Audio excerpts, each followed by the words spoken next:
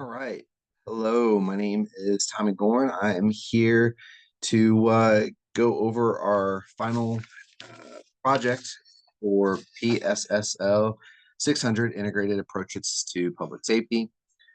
Jarrett Matheny is our instructor. And, the course is the Integrated Approaches to Public Safety. And so we've collaborated together a multi-agency response to an issue that exists inside our community. And for my topic, I chose smoke detector canvassing.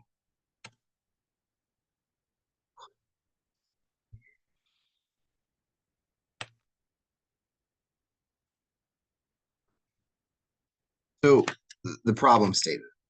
So the Columbia Fire Department, CFD, as you'll see it recently experienced a fatality fire involving a child in a low-income apartment complex.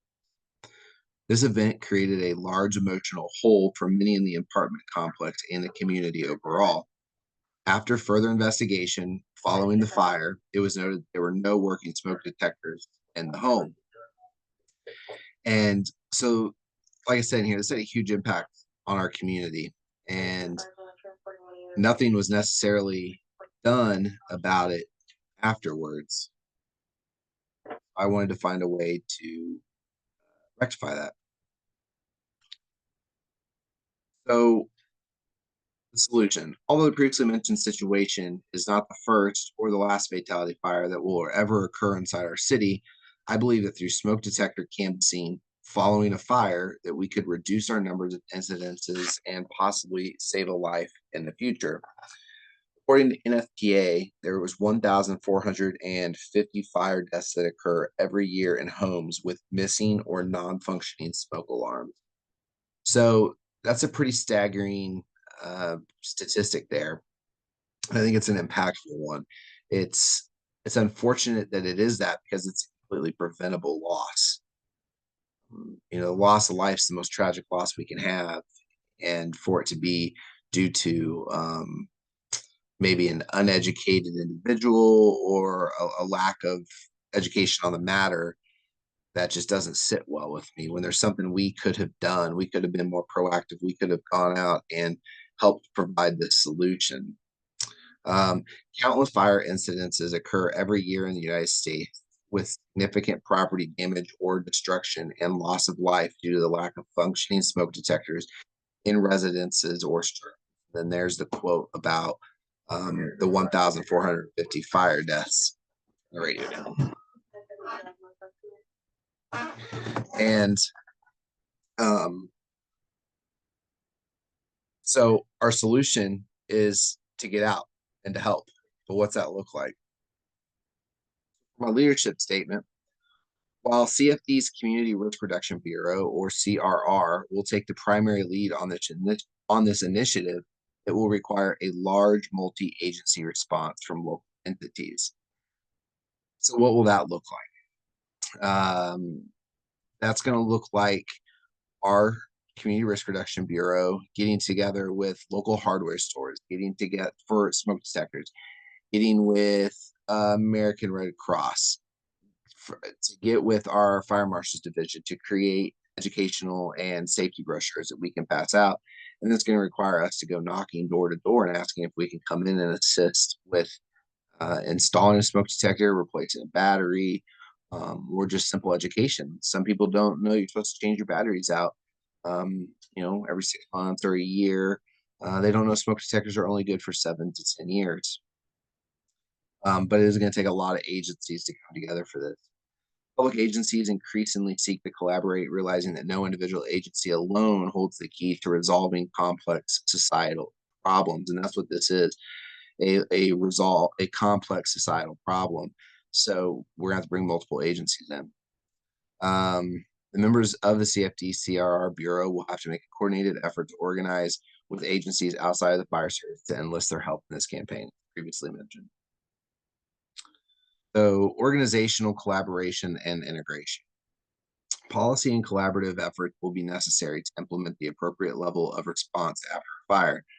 Collaborative public management is a concept that describes the process of facilitating and operating in multi-organizational arrangements to solve problems that cannot be solved or easily solved by single organizations.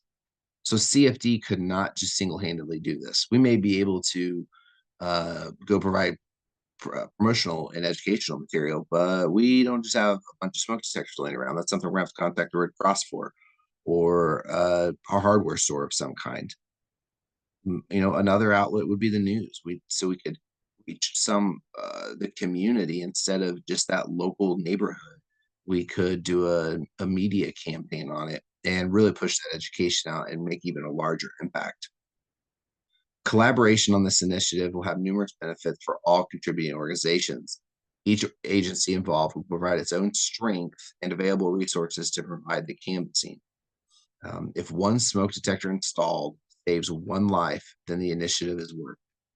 This collaboration will create a working relationship with partner agencies, resulting in stronger community bond as well. So again, all these agencies coming together. We may have the Marshals Division with the educational piece. American Red Cross may come with the smoke detectors, and the media may show up because they've got the outreach into the community, and we create a better product. What are some challenges? As with any project, the more moving elements you apply to anything, the more difficult. A possible limitation in this program would be the volume of stakeholders required to complete it. One stakeholder is unable to complete their part of the program, it may throw off another stakeholder's part. The example of that would be our department, the Marshals Division, the Risk Reduction Bureau, puts together these flyers, educational pieces, and then we show up to do the event, and the Red Cross doesn't show up with smoke detector. They don't show up at all.